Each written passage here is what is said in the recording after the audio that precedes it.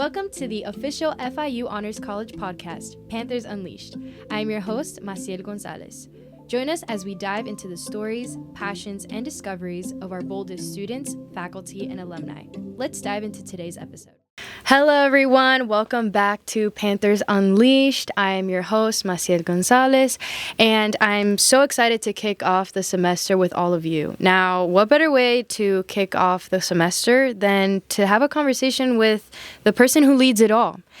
Today, I'm thrilled to be here with Dean of the FIU Honors College, Juan Carlos Espinosa. So excited to have you here today. A political science. Now, I'm going to give an introduction. So in case you don't know who Dean Espinosa is, which, I mean, if you're an honors college student, you should know. He's everywhere.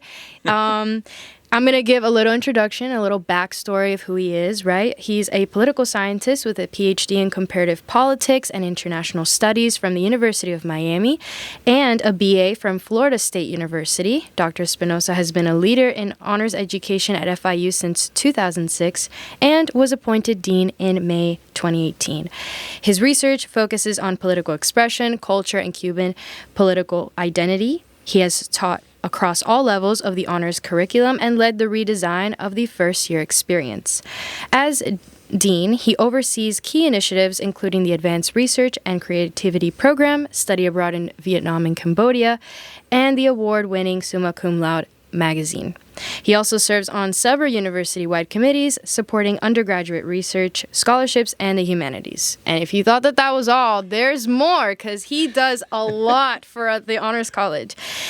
Dr. Espinosa's contributions have also been recognized by the Iron Arrow Honor Society, FIU's Order of the Torch, and Phi Beta Kappa. He's been a driving force behind so many of the innovative programs and experiences that make honors what it is today, and we're lucky to have him here to help us set the tone for the semester.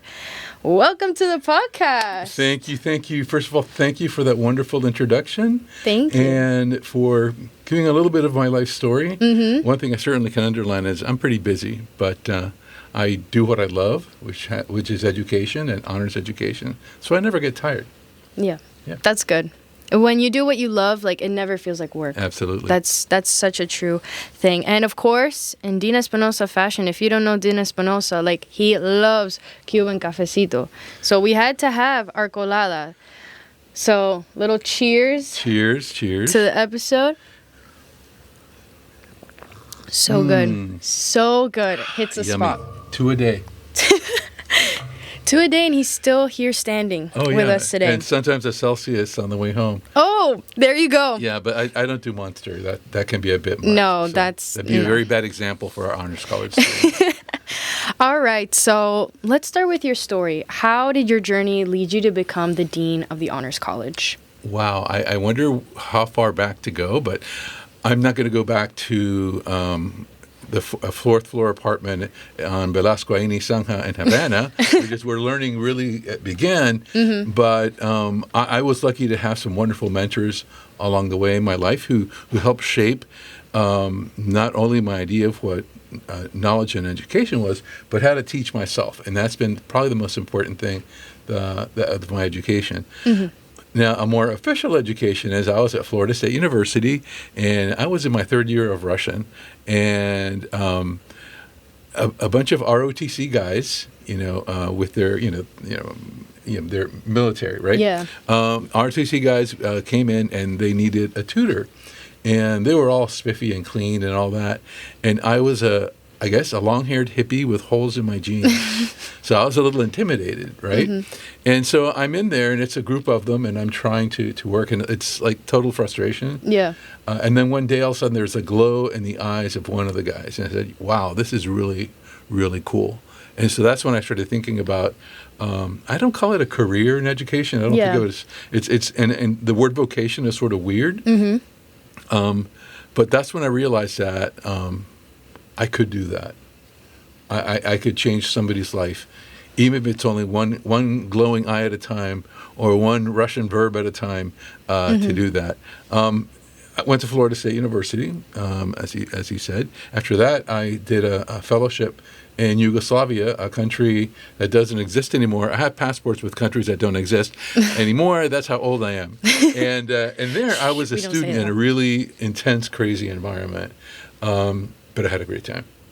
And so when I came back to the United States, I didn't know what I wanted to do. And that's something I'm hoping that we'll talk about later, which is that student who hasn't, a nice major or an interdisciplinary major, but who goes in and comes out not knowing what they want to do because they're interested in so many different things. They have many passions. And that undecided student, or what we call now an exploratory student, was me. I had a major in tons of linguistics classes and all of that, but I liked it all. So eventually I came back to the United States. I went to U of M for my master's and doctorate. And by then it was pretty much set that I wanted to do that. And I went, later on I think we'll have a chance to talk a little bit more about like the mentor part, the teaching part, where that comes in. But I ended up eventually here at FIU in 2006. There was an opportunity to come and teach and work as associate dean at the Honors College. I did have one honors experience at the University of Miami, which was a very different honors experience than what we have. And I don't know if you want to talk about that now. Yeah, we'll be getting into that. Yeah, so because it's like this is my second one, and so I won't let you say a word edgewise because not only is that part of my personality, it's also part of my addiction to caffeine. Yeah, I mean, I'm also addicted to caffeine, so I completely understand. So now this is going to lead to like my next question. So for students who are new to FIU or to the Honors College, how would you describe what makes the Honors College so unique, especially in other schools? Like what makes FIU Honors College different from Honors College at different universities? Okay. Two aspects of the same question, right? I mentioned two different models, right? And there's one that I call the high school model, which is the difference between Calculus 1 and Calculus Honors is you do a little extra work, but you never do anything different. It's not interdisciplinary, and that's a model you see in a lot of high schools and in some colleges. And then how we're different in honors is that we have our own curriculum. We have, we have that foundational first-year seminar, which some people find a little daunting. But we also work with actual faculty and what one young woman called real people. These are practitioners, men and women who work in the community who are experts in their fields, who come and teach for us. And that is a difference. You'll never find a TA in honors, and you'll always find courses that you will find nowhere else at FIU, and in some cases nowhere else anywhere I can think of. One of the things that's really good about FIU is we're not isolated. We are connected to every college and school at the university. We do that because we have students that come from every major and faculty who come from every college and school, in addition to those practitioners that I met. We're not an isolated model. So we have students who come bringing influences and knowledge from other areas, and by mixing in an interdisciplinary way, I mean, I look at some of these classes and all different influences and all different majors. So I think that makes it special. The ability to mix. You're not only with the biomedical engineering people. You're not only with, when you're in upper division, only with one major, but you're mixed. And I think that's something that's really important for us. And, when you look at what you're going to do in the rest of your life, you're always going to be working with people from different backgrounds. You are never going to be, unless you're working by yourself, you're never going to be with people who are only one major. Yeah. Because that's not only is that not the world has ever been, increasingly because of AI and things like that, the changes are so big, and I know we'll talk about this later on, that being in an honor situation with people from all these different majors doing some crazy things, some things that are very different, prepare you for a world that is like that. We always talk about, going into the real world or the rest of it, after high school, you start real life. After college, you start real life. Real life started when your mom decided that it was time for you to come out, and that's where real life begins, and it doesn't stop. So we should stop pretending that it does. Wonderful. And now, what are some signature programs or opportunities within the Honors College that you think that every student should take advantage of? Well, I think, I've mentioned the upper division courses, and those are ones that people pay a lot of attention to. And, it's sort of weird. If you look on our webpage and say fall 2025, you have all these boxes. I mean, ironically and crazy, a little crazy that we tell our students to think outside the box. And what do? We put all the courses inside boxes. Although I really don't. I believe that there should be no boxes. But in any case, what you are seeing emerging is, for example, the Honors College pre-law program. I know you're familiar with that. And what that is, and the other models that are coming together, is you combine the student experience in the classroom to the student experience outside the classroom, whether it's in student organizations or competition or internships. All of these things are integrated because that's an aspect of knowledge that at the Honors College that I think we need to focus on a lot more. And we started doing that with pre-law because I think pre-law students are a little more daring than some of the others. And I think it's working out pretty well. There's even a law review that's coming out that comes from that sort of synergy. I want that synergy everywhere in honors so that we end up like the pre-law group.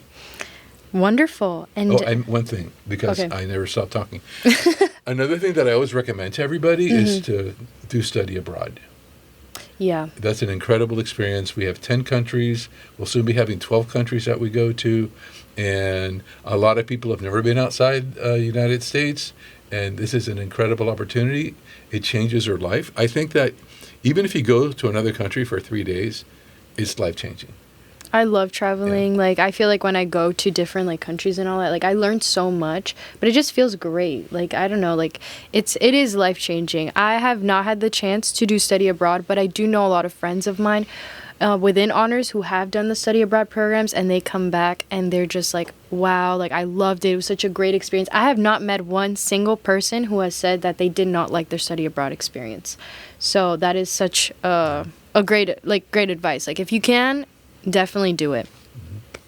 So, as you've mentioned and as we've been talking, the Honors College emphasizes interdisciplinary learning, right?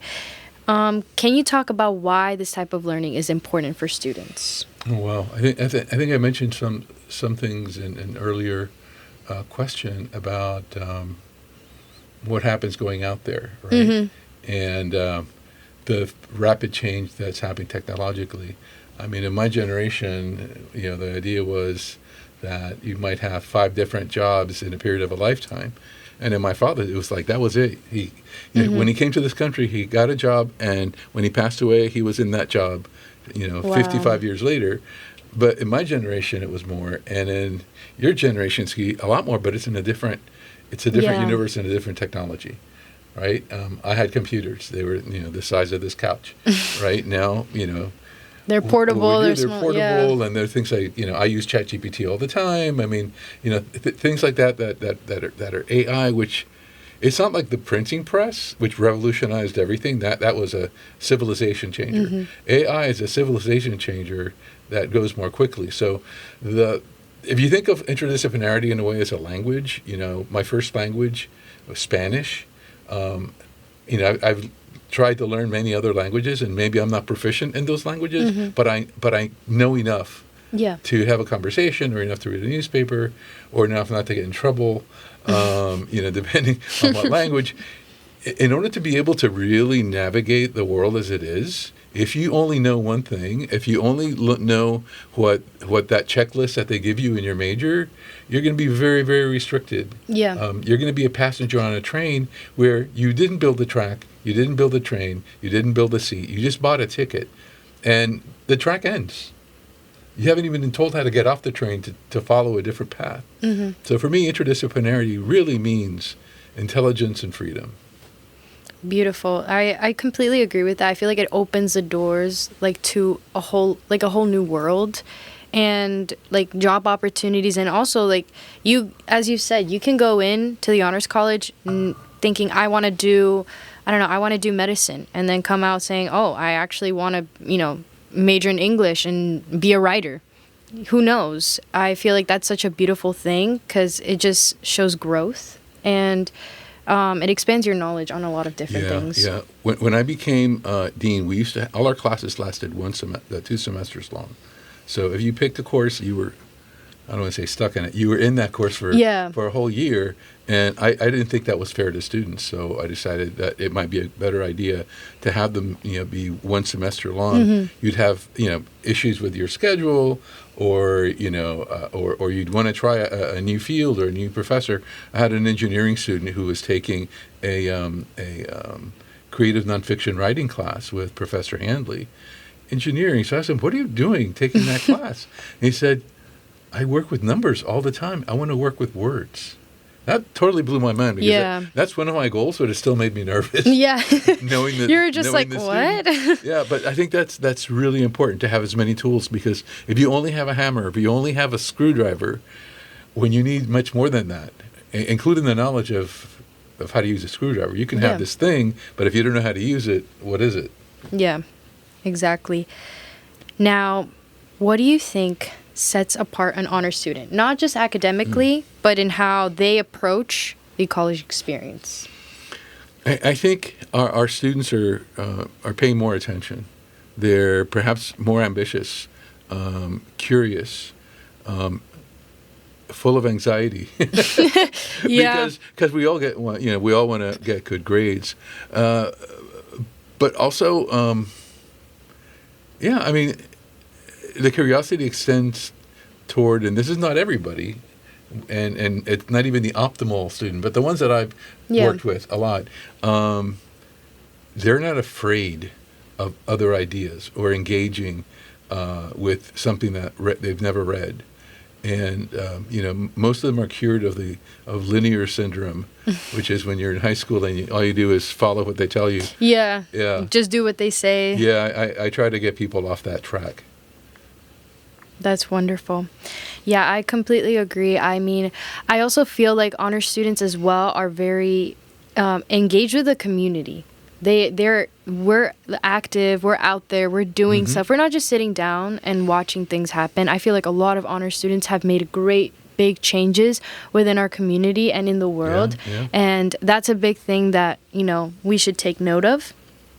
Now, you've seen many students graduate and grow through the Honors College. Are there any standout stories that remind you why this work matters? Wow. There's so many. Yeah. I mean, there are over 8,000 alums in the Honors College. And obviously, a lot of those came way before me. I mean, Honors, the first graduating group of Honors, they were called the Faculty Scholars. They were not called Honors. When we got really, really big, then they called us an Honors College. Yeah. That was 1979.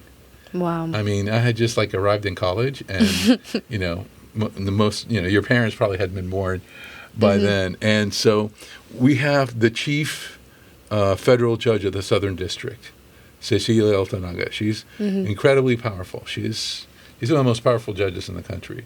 We have 3 other judges who are women also. We have leading researchers. We have school teachers. School teachers are my heroes, by the way. They really are. We have actors and movie makers.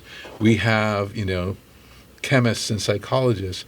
One interesting example, Garth Graham. Garth Graham, from a Jamaican family of very scant means, he came to Honors, and he was mentored by one of our advisors, and because he wasn't as familiar, and he ended up going to Yale for medical school. Wow. And then after he graduated from Yale, he ended up doing research at Harvard in cardiology. Oh my gosh. And then he became an assistant secretary for minority health for HHS. And then he became head of the Aetna Foundation, and on and on. We're talking about a very humble, someone who comes from an extremely humble background. Yeah. And I'm only giving you one example. He is now in charge of health for Google YouTube and information about health. Wow. And how health information is disseminated. That's pretty big. That is huge. That is big. I mean, like one of the top judges in the country, Garth Graham, who does everything. I focus a lot on the healthcare people because I've mentored a lot of them. And so one of the top experts in the country on multiple sclerosis. Another one who is one of the top experts on migraines. We have Alex Lugo, the filmmaker, who just won a bunch of awards. Wow. We have a Tony-winning designer who won a Tony Award. So she's I'm not going to go on because there's so many. And but as we can like see, there's so many different like accomplishments that our students have had, and alums, like everything that they've accomplished. Yeah. So it's huge. Now, as I mentioned before, how we get involved in the community and honor students get involved in the community, what are different ways that students can get more involved? Because maybe new honor students don't know how they can get involved with our community, whether it is through research, through leadership, through service. How can they make an impact? Well, you mentioned research. Alan Varela is in charge of research at the Honors College, and he always reminds me that everybody can do research, because a lot of time we think of research as STEM people, and then he reminds me, no, it's also English, it's also history. So research is important because that's how you learn your way around the world, right? And then in terms of engagement and leadership, we have a new person in charge of engagement. So this next year, when we were talking about some changes in next year, the flavor will be different. I told her I put a lot of emphasis on fun. But here, we have all the student organizations that we have in honors. But one of the things that I truly encourage are honor students getting involved in other FIU organizations. And you look at the leadership and everything from PAD, people in student government all over the place, and SIGEP, the fraternity. And I always encourage it because it's, in a way, they're like ambassadors for honors. And it also works in the other direction. Yeah. Right? And I think that's important. And it also shows people not only the potential of leadership, but the impact of leadership on your life as you move forward. I really liked how you mentioned how you would like honor students to join other organizations, because I've joined honors organizations, but I've also joined other FIU organizations, and through that I've also learned that so many other students are honor students as well, just like me, and we can relate, we can have a conversation, we can talk about so many different things. So I feel like that's a huge thing as well. Now, I don't know if you can say everything, but what are some exciting things that honor students can look forward to coming to the Honors College? Oh, wow. Okay. Any new initiatives, events, opportunities? Give us the inside scoop. Well, I'm going to start with engagement and volunteerism. I've always been of two minds about how that's done, not just here in honors, but at FIU in general, and other honors colleges I know, around the country. I think students can take advantage of those activities in lots of different ways. I think you're going to see a lot more energy and a lot more engagement about engagement. Yeah. More work with the first-year students. We've been reworking the curriculum of first year. That's one of my passions. I like working with first-year students because they arrive as freshmen, and by the middle of spring, they're in college. They're high school when they get here. Yeah. So engagement is one. Some curricular changes are another. Some interesting initiatives, some that I can't mention. Yeah. That involve other honors college students who are leaders, everywhere from Greek organizations to SGA to organizations that are honors societies that are not honors, because. I know this is sort of hokey, but I'm mentoring two students who are not in honors. I mean, some people will say, but why are you doing that? And I've mentored 35 honor students in the last 20 years because I'm not just the dean of the Honors College. I consider myself the dean of all students, because those of you who've seen me at my second office, here's the address of my second office. Café Bustelo, you'll see me there sometimes talking to my students, and one is pre-law, and one is going to be a school teacher. She's in education. So I think that's important, because I think honors is an ethos. There's the ethos of honors. There's the experience of honors, which it's not always a positive one. Sometimes people have less than wonderful experiences with honors with a professor, or but I think something like first year is sort of hard to get your hands around of because of the material and the way that it's presented. But it's presented more like in real life. Yeah. But it's sort of hard to get. So I think the more students who are upper division students who get involved working with freshmen, I think is great. Helping freshmen, like an engagement, having to do, say, with going to concerts or plays, which I think are important. I mean, culture is what what creates us. The narrative of the universe is there, and it's a joy to be able to read it or read some of it. And to me, honors is sort of what we should be doing, is modeling that kind of thing to our students and our students to each other. Beautiful. I love that answer. And you guys heard it here. We have a lot of fun stuff coming. All right. So you mentioned something that I want to talk about, which is mentorship, right? I feel that is something very important, especially for freshmen, for any student, to be honest. How can honor students find a mentor and get that mentorship throughout their undergrad? Well, I think one of those important things that you can do as a student is to find a mentor. I mean, I was blessed with having 4 mentors. The first one was my grandmother, and she taught me how to teach myself. The second was my English teacher. I had him for 3 years and 2 years for film studies, and he taught me the importance of narrative and telling stories, and including my own story. My third mentor was Enrique Valoira. He was my director of my PhD, and he taught me that you can't BS, do your homework, and not only do you have to be rigorous in your own approach to what you're doing, but you have to be able to explain it to anybody. And right now I have my mentor is 42 years old. I'm 65. So I have a mentor who's much younger than I am. Wow. And he's sort of teaching me about the rhythm and path of life. Because sometimes you can be in a really big hurry and you're always doing stuff, because I'm always busy, but I don't stop.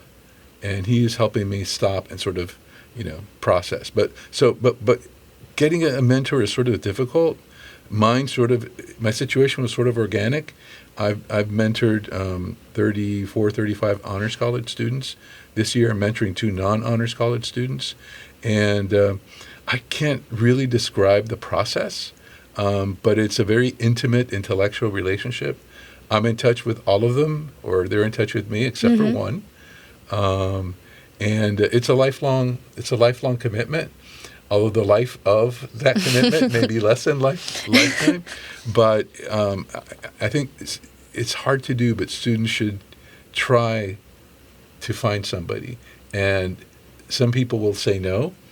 So no, only one student ever asked me, "Would you be my mentor?"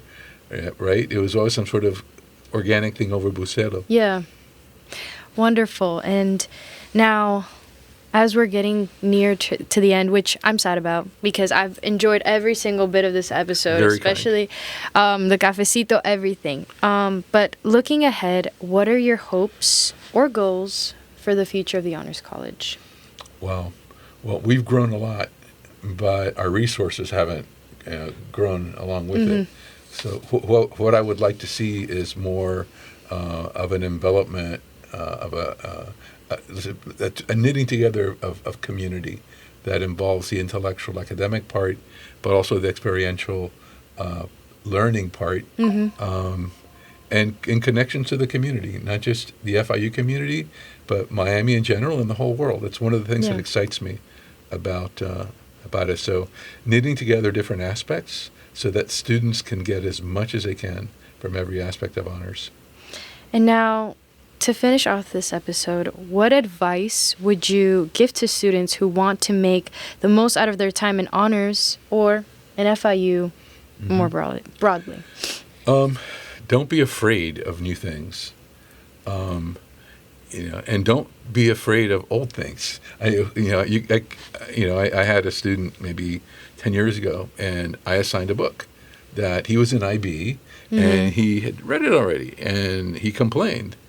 And I said, well, it's the same book, but it's a different you.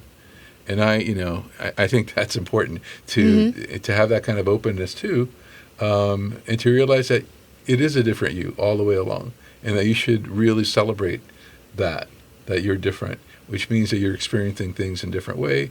You're experiencing different things, whether it's academically or in your life, or you have a baby or whatever. Things change, but the same attitude. I hope the same attitude is always there, and that's the honors attitude of curiosity and respect for others and all those wonderful things that are on our website, and that we all have to try to live up to, and I mean the staff as well. All right. Well, before we wrap up, I want to thank you, Dean Espinosa, for not just being here today, but just for being here for all the honors students. Like, everything that you do at the Honors College is appreciated and doesn't go unnoticed at all. Like, I see how much work you put in for all of us and for the Honors College, and it's just amazing everything that you do and that you've done, and we appreciate you a lot. Well, thank you for the invitation and for your kind words. I love what I do, and you are an important part of it. You are why I'm here. Oh, absolutely. Yeah. And now, to all of our listeners, we hope that you learned some new things today about the Honors College and that you got to know our dean a little bit more. And if you aren't part of the Honors College but are interested, especially after this episode, I highly encourage you to find out more about it and to apply. Now, lastly, you can find our podcast on our Spotify, which is the FIU Honors Panthers Unleashed, and on our YouTube channel. Same thing. And make sure to subscribe and turn on your notifications so you do not miss any future episodes. We have a lot of very exciting guests coming onto the podcast, so you better stay tuned. And also follow us on social media at FIU Honors to stay in the loop of all the events, any career events that we might have, any new things that come up. That's the best way to know. And now, as always, thank you for tuning in, and pause up.